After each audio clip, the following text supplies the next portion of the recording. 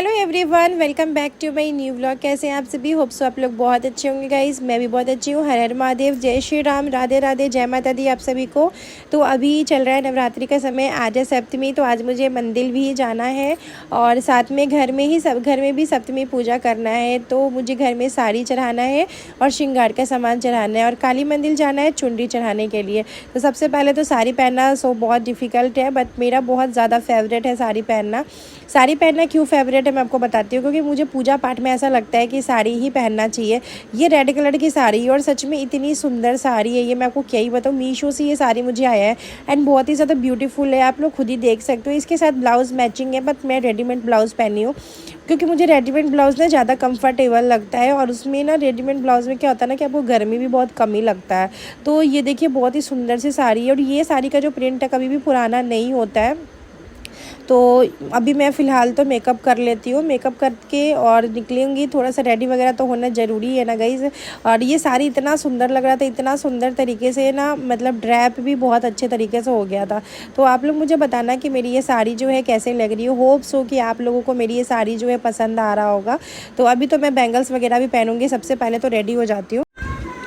जब भी मैं पूजा करती हूँ तो मेरी पूरी कोशिश यही रहती है कि मैं पूरा श्रृंगार करके ही पूजा करूँ। कहते हैं कि 16 श्रृंगार करके ही पूजा पाठ करना चाहिए। तो मैं जो ही मेकअप करती हूँ, क्योंकि पूजा पाठ में ऐसा पसीना इतना ज़्यादा निकलता है ना, क्योंकि गर्मी बहुत ज़्यादा ही है। तो हल्का फुल्का सा ही मेकअप की हूँ मैं और अभी बाल वगैरह ठीक कर लेती हूँ और सबसे पहले मंदिर में पूजा करती हूँ। तो मुझे याद है कि मैं बैंगल्स तो पहनी ही नहीं, अभी मैं नई नई चूड़ी लेके आई हूँ और इतनी सुंदर चूड़ी, मतलब कांच का स्क्वायर वाला चूड़ी बहुत ही ज़्यादा सुंदर मैं लेके आई हूँ अभी।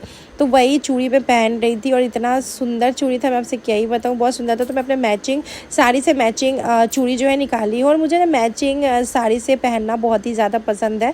तो मैं तो मेरा तो पूरा एक बैंगल्स कलेक्शन में बना रही हूँ। तो आप लोगों के साथ में शेयर करूँगी मैं अपने बैंगल्स कलेक्शन, फेसबुक पे शेयर करूँगी क्योंकि यूट्यूब पे पॉसिबल नहीं होता है।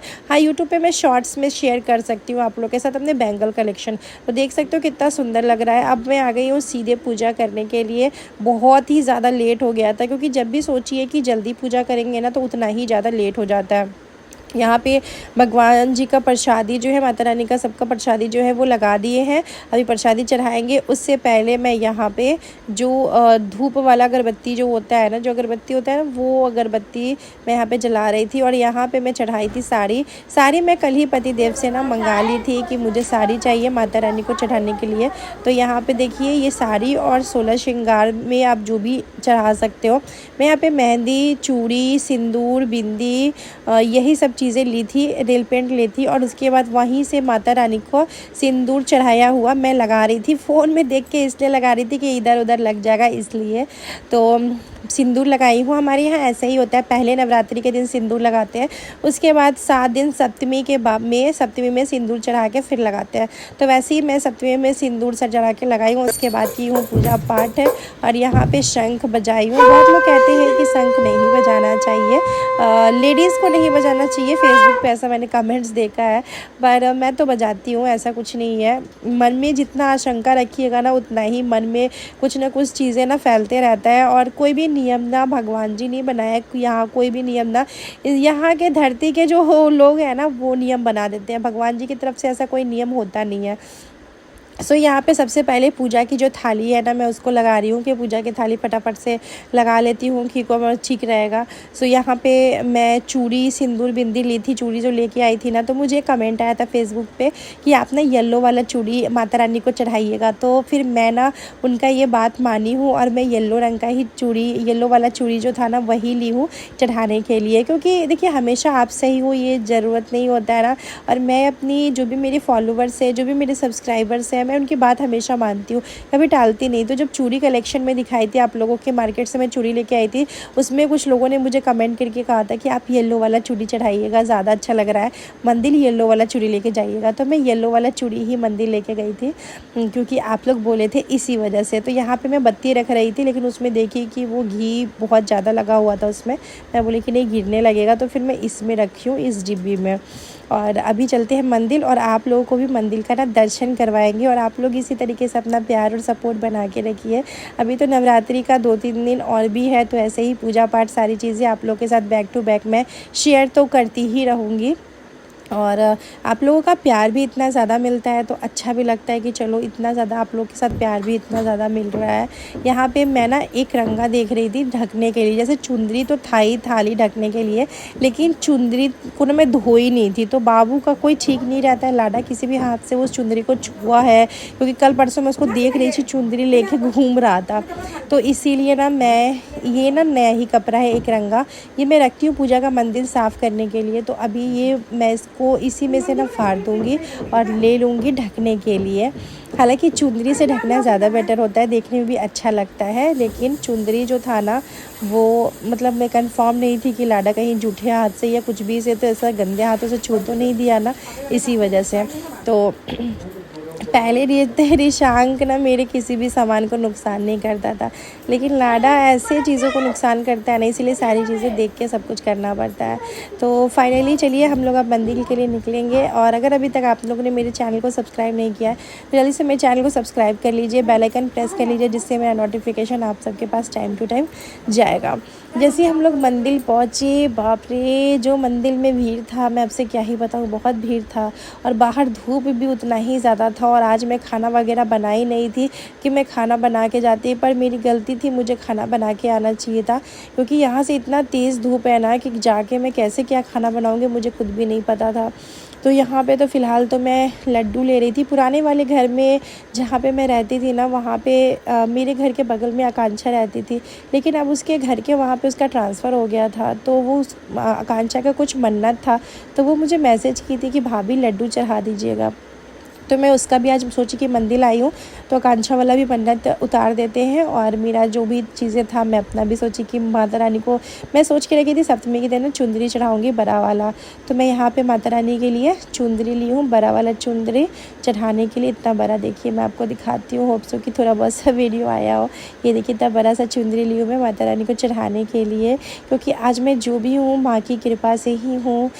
इतनी मेहनत हम दोनों हस्बैंड वाइफ इतनी मेहनत करते हैं, मन नहीं करता। मेरा तो ऐसा होता है सर में इतना दर्द है, मेरे आँखों में पेन है, मैं खुद बीमार इतना ज़्यादा पड़ती हूँ, मेरे मेडिसिन चल रहे हैं काफ़ी ज़्यादा, लेकिन फिर भी मैं और मेरे हस्बैंड दोनों इतनी मेहनत करते हैं कि बस माता रानी का आशीर्वाद चाहिए, प्यार चाहिए, इससे ज़्यादा कुछ नहीं चाहिए।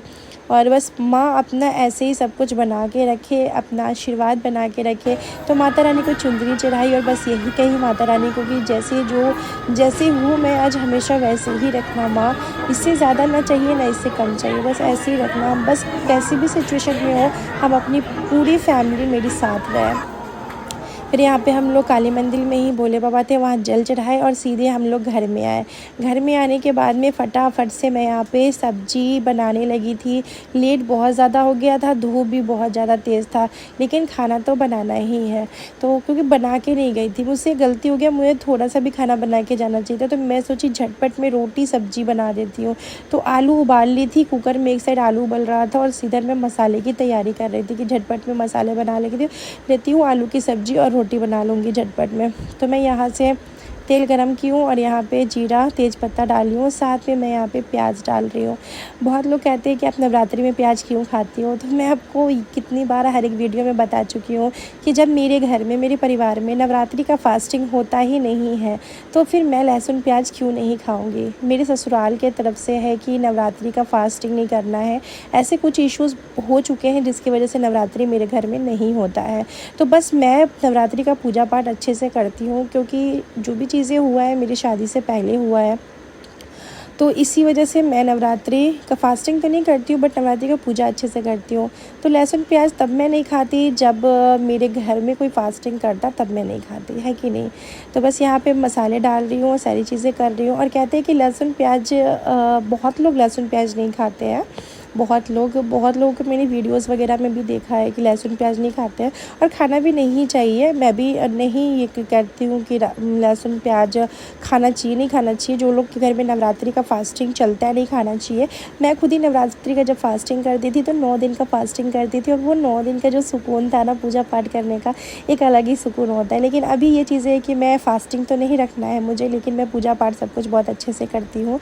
और आगे आने वाले साल में और भी ज़्यादा अच्छे से करने वाली हूँ। बस माता रानी ऐसे ही अपना प्यार बनाए रखे। तो यहाँ पे मैं फटाफट से आलू टमाटर की ग्रेवी वाली सब्ज़ी बना दी थी और यहाँ पे रंजना भी आज जल्दी आ गई थी, तो रंजना अपना बर्तन वगैरह धो रही थी। फिर दोबारा से रंजना झाड़ू पोछा लगाएगी, क्योंकि सुबह में तो मैं एक बार काम कर ही लेती हूँ, लेकिन रंजना अभी दोबारा से झाड़ू पोछा ये सब लगाएगी। तो अभी रंजना बर्तन धो रही है, क्योंकि बर्तन बहुत ही ज़्यादा हो जाता है। ऐसा नहीं कि बर्तन कम रहता है, बहुत ज़्यादा हो जाता है बर्तन। और यहाँ पे मैं रंजना से कुछ बातें कर रही थी, और मेरी आदत है कि जब मैं काम करती रहूँगी, मेरे साथ कोई भी रहेगा ना, तो मैं ऐसा बातें कर कर काम करती हूँ। मुझे ऐसा लगता है कि जल्दी हो जाता है। तो सबसे पहले तो मैं रिशांग को खाना दे देती हूँ, क्योंकि रिशांग को बहुत तेज़ भूख लग रहा था। मैंने कहा रोटी बनाते बनाते गरम गरम सबको रोटी सब्ज़ी जो है वो दे देती हूँ, तब तक अपना बच्चे लोग खाएँगे, उसके बाद रंजना अपना झाड़ू पोछा लगाएगी। तो रंजना भी लग गई थी काम वाम करने में। सो गाइज़, अगर अभी तक आपने मेरे चैनल को सब्सक्राइब नहीं किया है तो कर लीजिए। इसी तरीके से अच्छे अच्छे वीडियोज़ आप लोग के साथ में हमेशा शेयर करती रहूँगी, और आप अपना प्यार सपोर्ट इसी तरीके से बनाए रखिए। इस नवरात्रि मेरे लिए बहुत ज़्यादा ख़ास है, क्योंकि जो भी चीज़ सोचती हूँ ना, वो चीज़ जब हो जाता है आपकी लाइफ में ना, तो आपको बहुत ज़्यादा अच्छा लगता है। जैसे कि जो काम मैं सोचती हूँ और नहीं हो पाता है, तो सच बताऊँ बहुत ज़्यादा बुरा लगता है। लेकिन बहुत लोगों के साथ ऐसा होता होगा कि जो सोचते होंगे वो नहीं हो पाता है। लेकिन इस नवरात्रि में जो जो सोची हूँ सारे कुछ हो रहे हैं। और मैं आप लोग के साथ बहुत ज़्यादा कुछ तो शेयर नहीं कर पाऊँगी, लेकिन बहुत जल्दी सब कुछ शेयर करूँगी। Thank you so